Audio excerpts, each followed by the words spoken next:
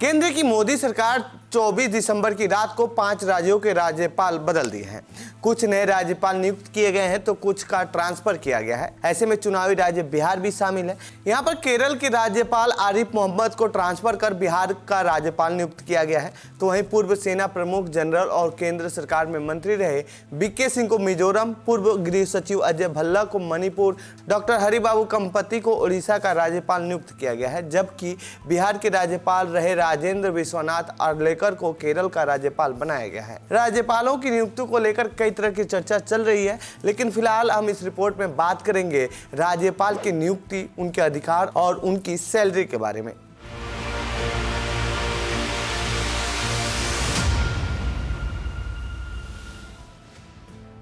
नमस्कार, मेरा नाम है प्रमोद यादव और आप देख रहे हैं जनसत्ता। राज्यपाल की नियुक्ति का आइडिया कैसे आया? राज्यपाल को लेकर अक्सर चर्चा होती रहती है। ऐसे में ये सवाल आना तो लाजमी है, आखिर राज्य में सीएम होने के बावजूद राज्यपाल की नियुक्ति क्यों की जाती है और संविधान निर्माताओं को इसके बारे में कैसे ख्याल आया होगा, तो ये भी जान ही लेते हैं। दरअसल बात उस समय की है जब संविधान लिखा जा रहा था और भारत के आज़ाद हुए बस 2 ही साल हुए थे।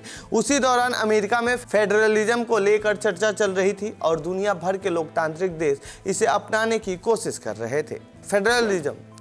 फेडरलिज्म यानी एक ऐसी व्यवस्था जहां केंद्र और राज्य सरकार के बीच शक्ति और जिम्मेदारियों का बंटवारा हो सके, ताकि दोनों सरकारें एक दूसरे के काम में दखल अंदाजी न कर सके, क्योंकि केंद्र और राज्य में सरकारें अलग अलग होने पर टकराव की स्थिति बन सकती है।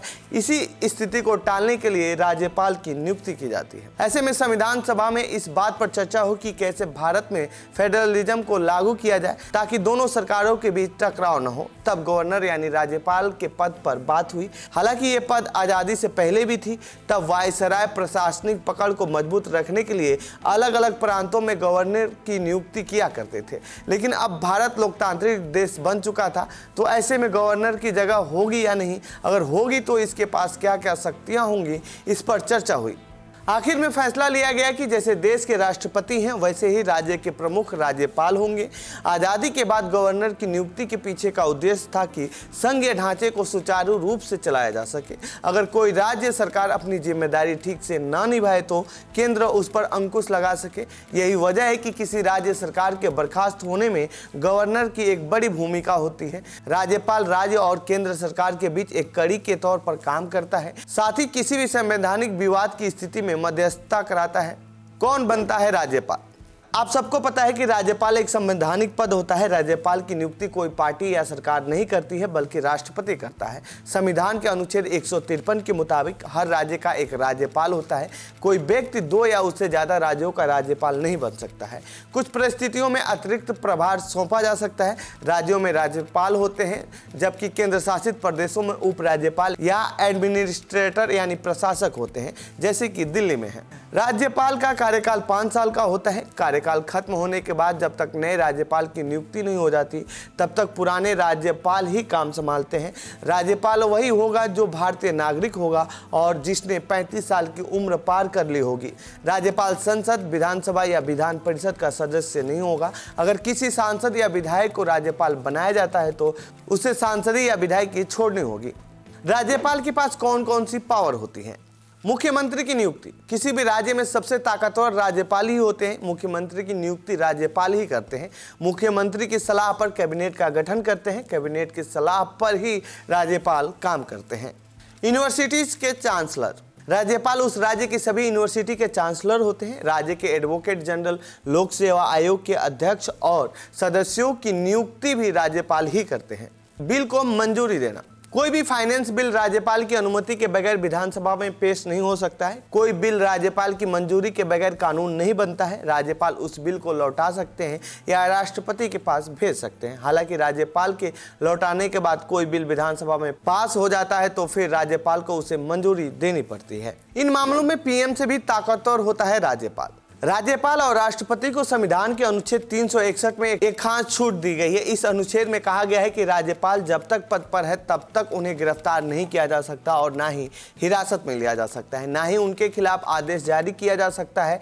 इसमें सिविल और क्रिमिनल दोनों मामले शामिल हैं। हालांकि पद से हटने के बाद उन्हें गिरफ्तार भी किया जा सकता है और मुकदमा भी चलाया जा सकता है। कुछ इसी तरह का प्रावधान कोड ऑफ सिविल प्रोसीजर की धारा 135 के तहत प्रधानमंत्री, केंद्रीय मंत्री, लोकसभा, राज्यसभा के सदस्य, मुख्यमंत्री, विधानसभा और विधान परिषद के सदस्यों के लिए भी है।